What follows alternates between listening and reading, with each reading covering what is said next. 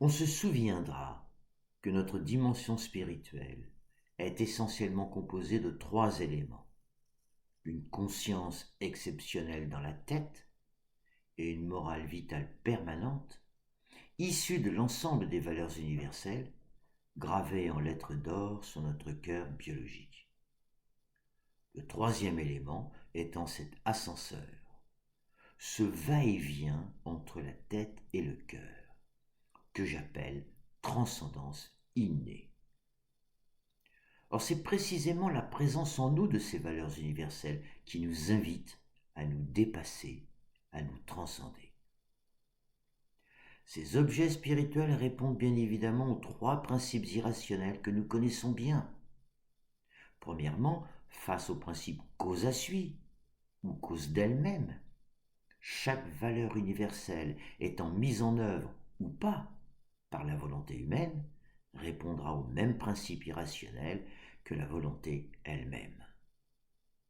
Deuxièmement, face au principe de contradiction spirituelle, morale et émotionnelle interne, la mise en œuvre d'une valeur universelle impose, dans les faits, une lutte entre notre penchant confortable pour l'égoïsme et l'effort inconfortable qu'appelle l'altruisme.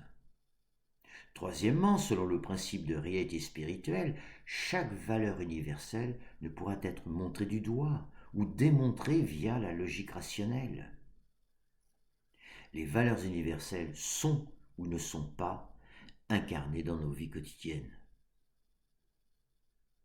J'en ai répertorié une cinquantaine environ, comme le bien évidemment, mais aussi la bonté, la bienveillance, la solidarité, le partage, l'égalité, la liberté, la fraternité, l'honnêteté, la loyauté, le courage, la tempérance, l'humilité, le respect d'autrui, la confiance, la sincérité, la gratuité, la justice, la vérité, la foi, l'espérance, la compassion, la charité, l'amour, la foi en soi et en l'amour, et l'hospitalité bien sûr, et toutes les formes infinies d'altruisme. Alors elles sont universelles, car issues du versant spirituel de la nature elle-même, elles sont partagées par toute l'humanité. Elles imprègnent toutes les civilisations depuis au moins 100 000 ans, car encore une fois, elles sont gravées dans le cœur biologique de chaque nouveau-né, au moins depuis que nous creusons des tombes pour nos amours. Par exemple, la loi du sang nous impose d'accueillir l'étranger afin d'éviter toute consanguinité. Elle fonde notamment le tabou social de l'inceste. Notre sang nous invite donc par nature à l'hospitalité, à la fraternité et à l'altruisme envers chaque être humain, quelle que soit sa couleur de peau ou son origine. Dans le monde des valeurs, seules les valeurs issues de l'amour sont universelles.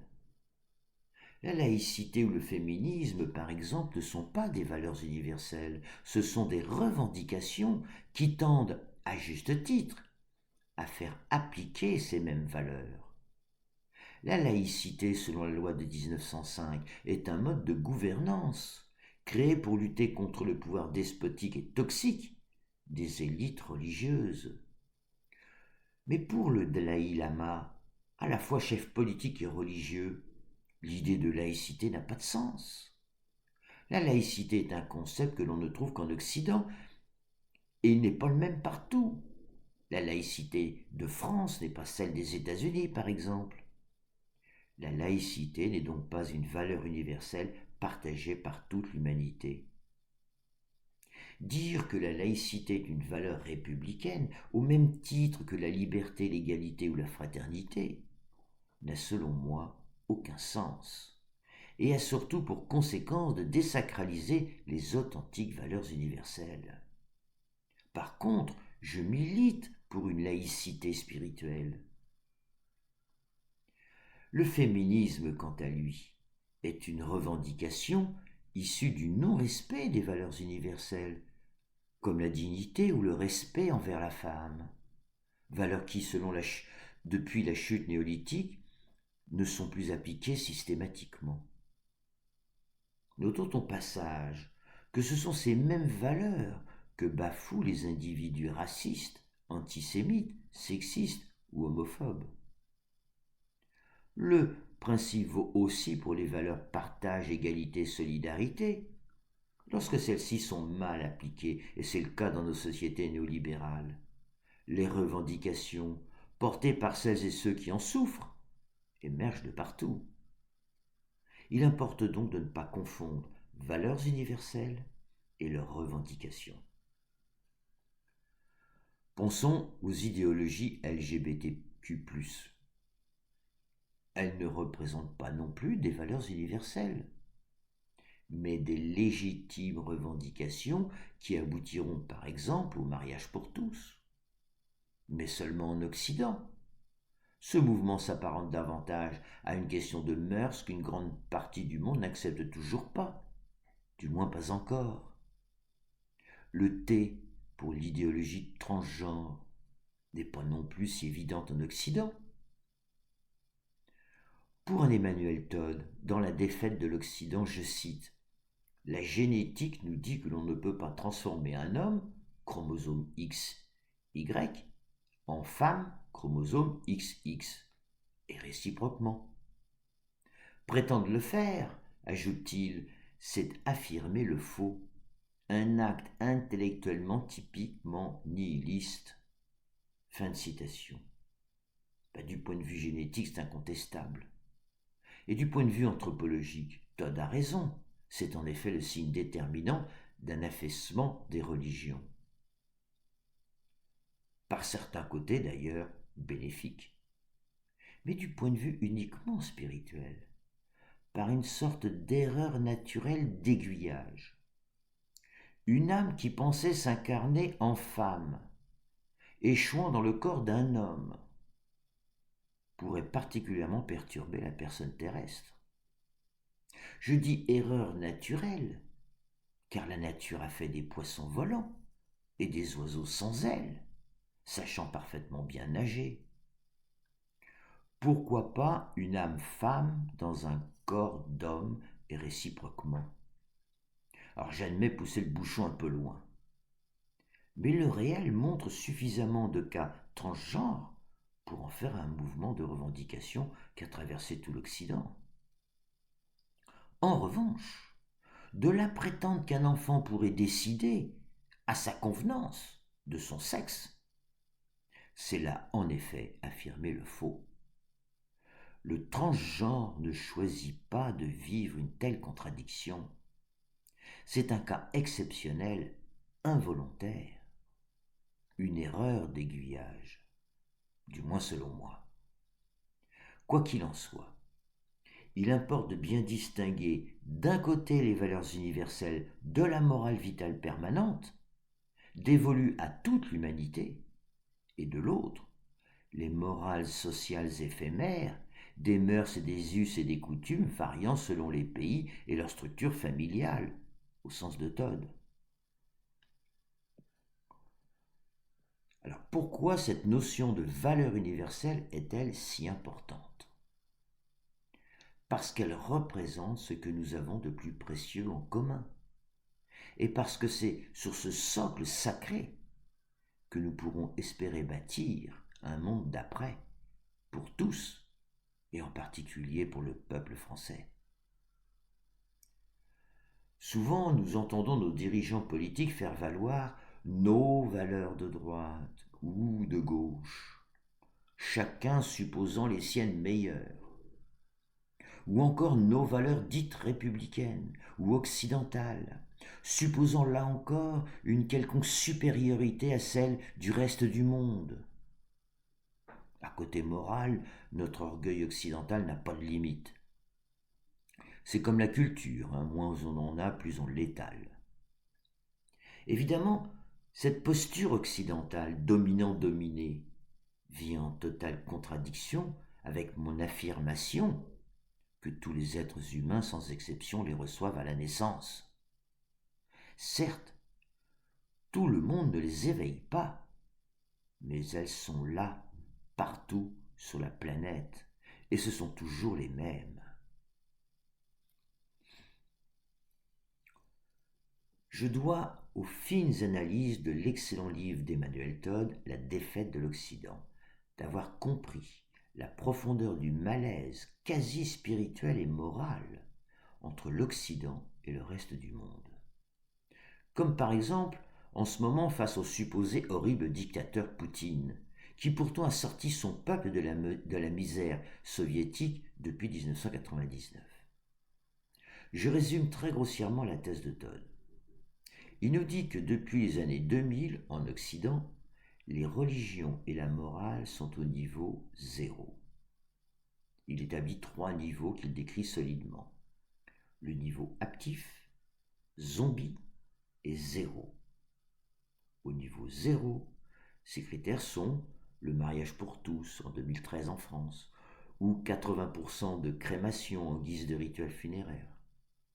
Cet effondrement religieux et donc moral engendre un effondrement plus général, industriel, économique, cohésion sociale, de toute la société, qui explique notamment la faiblesse des Occidentaux à soutenir l'effort de guerre ukrainienne, d'où sa prochaine défaite par Ukraine interposée.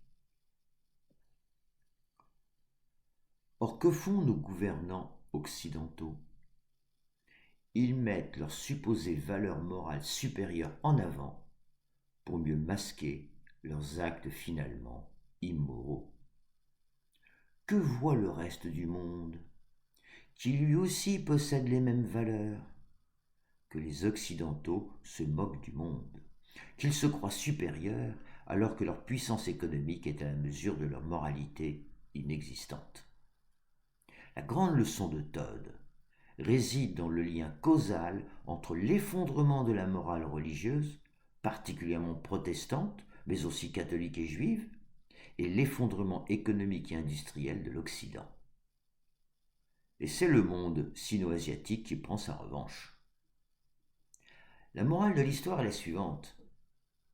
Que la nouvelle élite, diplomates, politologues, journalistes, anthropologues, sache bien qu'en face, leurs opposants possèdent les mêmes valeurs universelles, même si, selon leurs us et coutumes ou leurs mœurs, elles ne s'expriment pas toujours de la même manière et au même moment. Et à partir de cette conviction, en se respectant mutuellement, sachant qu'une réelle fraternité fondée sur les mêmes valeurs est possible, les anciens ennemis seront amis et la paix sur cette planète émergera. Prenons à nouveau l'exemple de Poutine. Il considère l'homosexualité comme une perversion humaine. Mais s'il se sentait respecté dans sa dignité, il ne s'en servirait pas pour attaquer la morale occidentale, laquelle, en effet, nous dit Todd, est au niveau zéro. Souvenons-nous qu'il y a à peine un siècle, nous pensions la même chose que Poutine. C'est l'effondrement religieux qui nous a ouvert les yeux sur l'homosexualité et l'infériorisation de la femme. Voyons ce qu'en disent les anges. Je cite. « Il y a de belles âmes chez les homosexuels, autant que chez les autres. Il ne convient pas de s'opposer à ces fils de Dieu. Cela cache une violence contre soi-même. Vous êtes tous fils de Dieu. Tous. » Fin de message. Au final, sur les pas d'Emmanuel Todd, la morale de la morale nous dit une chose simple. Sans morale, l'humanité s'effondre. Réveillons en nous les valeurs universelles offertes par la nature à notre naissance, même sans Dieu ni religion. C'est notre salut. Mais la présence en nous des valeurs universelles suppose une faculté exceptionnelle, la transcendance. Sans transcendance innée, nous ne serions les éveillés. Depuis 100 000 ans, chaque nouveau-né est doté d'un bouclier d'amour inné, présent de génération en génération, qui nous protège de l'autodestruction. Nos gouvernants ont tourné le dos depuis bien longtemps à ces valeurs.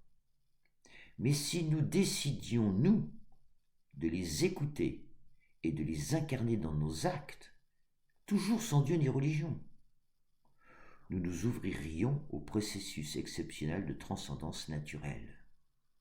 Un dépassement de soi-même, un passage d'une nature simple à une surnature, similaire selon moi au surhumain de Nietzsche. Cette transcendance naturelle se caractérise par un double mouvement en spirale. Une élévation du profane singulier au sacré collectif, associée à une conversion de l'égoïsme vers l'altruisme. La mère qui se dévoue, le fort qui tend la main aux faibles, le résistant qui s'oppose à la tyrannie, le soignant, le policier ou le militaire qui risquent leur vie pour en sauver une autre, l'enseignant qui combat l'ignorance, le citoyen qui milite pour une juste cause, le lanceur d'alerte, et bien sûr, le peuple qui lutte pour sa liberté. Tous se transcendent au cœur de l'immanence de leur nation. C'est notamment cette transcendance qui distingue la foule du peuple et qui le rend apte à se gouverner en démocratie. Le sacré, racine de sacrifice de nos égoïsmes, consacre le bien commun du peuple et l'intérêt général de la nation. Dans le domaine politique, on pourrait appeler cette transcendance naturelle la transcendance laïque. De ce point de vue, le peuple se définit comme un alliage de citoyens, tous différents, mais aussi tous capables de décider ensemble un destin en commun. Et c'est le destin en commun qui fait le peuple. C'est le destin en commun qui fait le couple, l'association professionnelle ou à but non lucratif, l'ONG ou encore le syndicat. C'est lui qui pousse chaque protagoniste à se dépasser au profit de sa collectivité, quelle que soit la taille de cette dernière. Voici quelques situations contemporaines illustrant la présence d'une transcendance propre à Sapiens. Premièrement, en 2005, quand une grande partie de la classe politico-médiatique défendait le oui à une Europe supranationale et néolibérale, 29 millions de Français, ou plutôt leur cœur, se transcendent en se hissant vers l'intérêt général pour s'apercevoir et ressentir dans leurs tripes que ce projet de constitution européenne a été pensé contre les peuples. Et contre toute attente, et en dépit de toutes les prédictions des experts en politique, le cœur du peuple de France a parlé et s'y est opposé. Les dominants répondront que le peuple n'y connaît rien et qu'il ne sait pas ce qui est bon pour lui. Sauf qu'en 2026, la vérité vitale du cœur des Français avait raison. Deuxième exemple. Lors de la Convention citoyenne pour le climat, 150 citoyens ignorants, tirés au sort, ont été capables de pondre 149 propositions pertinentes, au point d'affoler les lobbies et le gouvernement. Proposition dont ce dernier ne fera d'ailleurs pas grand cas. Ensuite, lors de l'élaboration de son projet sur la loi climat. Ces citoyens, a priori ignorants, ont acquis une compétence rationnelle a posteriori. Ils sont devenus des citoyens éclairés. Ils se sont hissés au niveau de l'intérêt général et ont décidé ensemble de notre destin climatique en commun. Troisième exemple. Le 17 novembre 2018, 300 000 gilets jaunes environ, sans instruction politique particulière, ont produit en moins d'un mois, et à partir de 2000 ronds-points, une pensée politique exigeante. Le RIC, référendums d'initiative citoyenne, placés au centre de leurs revendications, n'est-il pas l'expression même de la démocratie directe? Quatrième exemple. Si le peuple n'était pas compétent du point de vue moral, la société confierait-elle à une poignée de citoyens, là encore tirés au sort, sur une liste électorale départementale selon une procédure codifiée, la vie d'un éventuel criminel en lieu et place d'un juge professionnel? La mission d'intérêt général des jurés consiste à établir la vérité. Dans le film 12 hommes en colère, réalisé par Sidney Lumet en 1957, 11 jurés jugent coupable de parricide un jeune homme de 18 ans. Le 12e juré, le héros, doute. Les 11 jurés représentent la pensée rationnelle qui juge sans se hisser au niveau de l'intérêt général, sans souci de la vérité, en tant que valeur universelle. Le 12e juré symbolise la pensée du cœur. L'incertitude spirituelle morale, par intuition au sens de Bergson, conduit sa pensée rationnelle vers un doute raisonnable, lequel doute est en fait un doute moral, celui du cœur, conduisant la conscience à réfléchir, celle de la tête, en s'appuyant sur le ou les raisonnements nécessaires. Dans la vraie vie judiciaire, ce ne sont pas les juges professionnels dotés d'une compétence technique et rationnelle qui tranchent, mais un jury populaire car il est doté, lui, de la compétence morale universelle. Cinquième et dernier exemple. Le 20 juin 1789, 300 députés du tiers-État, ce dernier représentant 97% de la population française, décident de se réunir dans la salle du jeu de paume, l'ancêtre du tennis, et font le serment de rester ensemble jusqu'à ce qu'une constitution soit établie, et ceci sans aucune assise juridique et donc en toute illégalité. 300 cœurs battaient ensemble au nom de l'intérêt général d'un peuple affamé par une royauté décadente. Je les cite.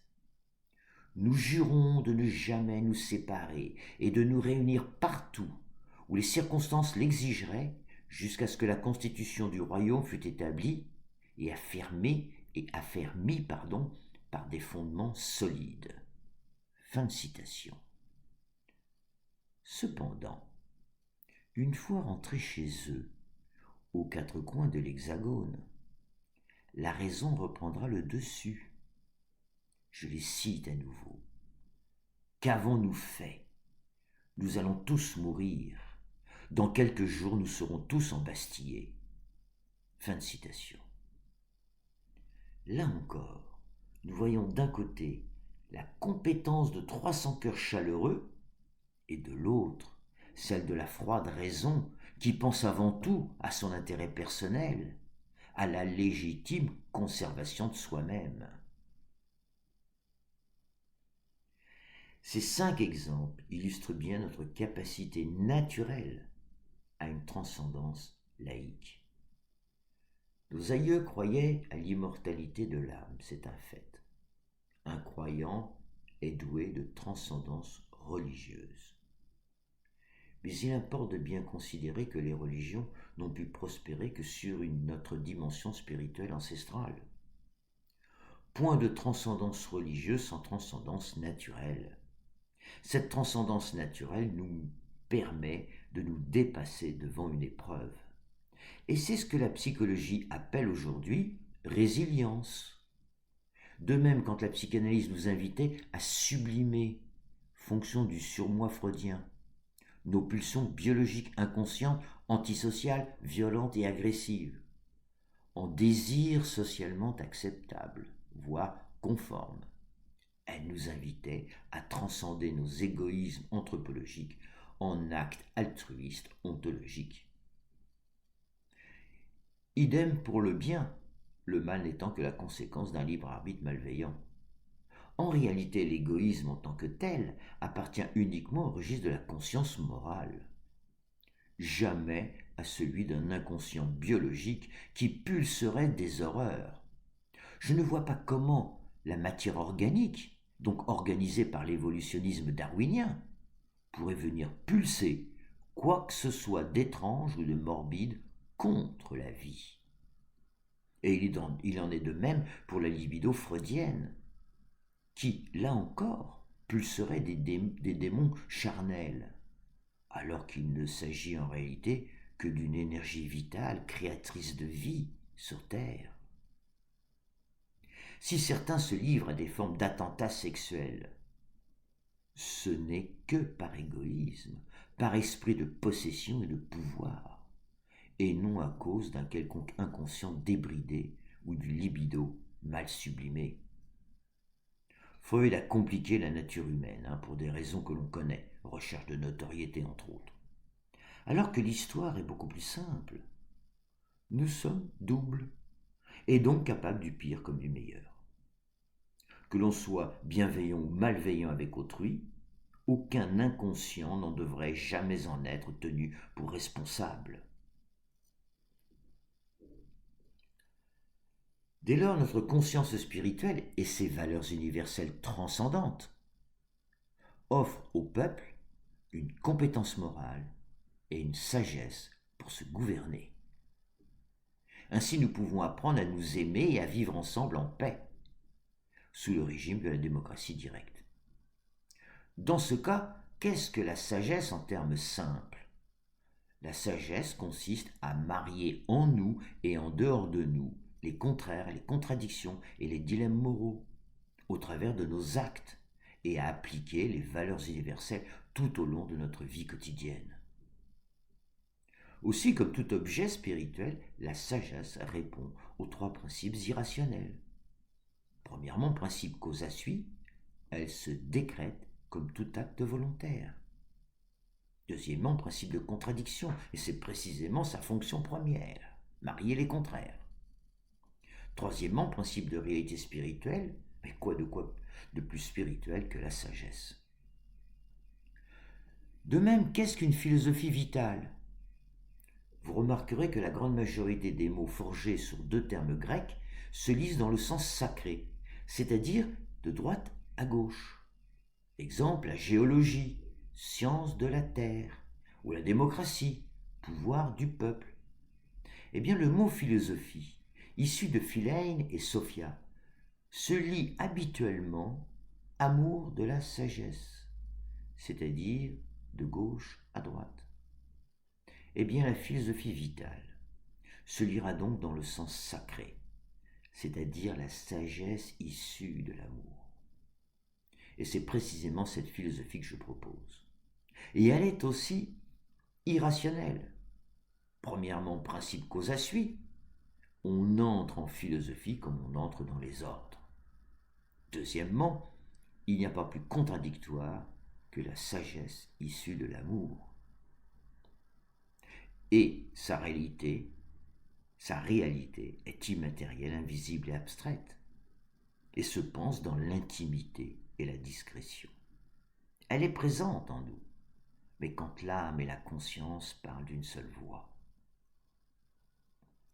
En conclusion, nous voyons bien que nous ne pouvons pas nous appuyer sur des concepts rationnels tels que le mérite, la réussite financière, la compétition, la domination, etc. Nous devons apprendre à exercer une politique spirituelle conformément à notre nature double. Il nous faudra alors utiliser notre pensée rationnelle pour penser des objets irrationnels tels que les valeurs universelles. Dans le prochain podcast, nous allons étudier les plus courantes de la vie quotidienne. Bon, pardon encore une fois pour mes bafouillages, mes déraillages. Je ne sais pas faire mieux. Et grand merci pour votre patience.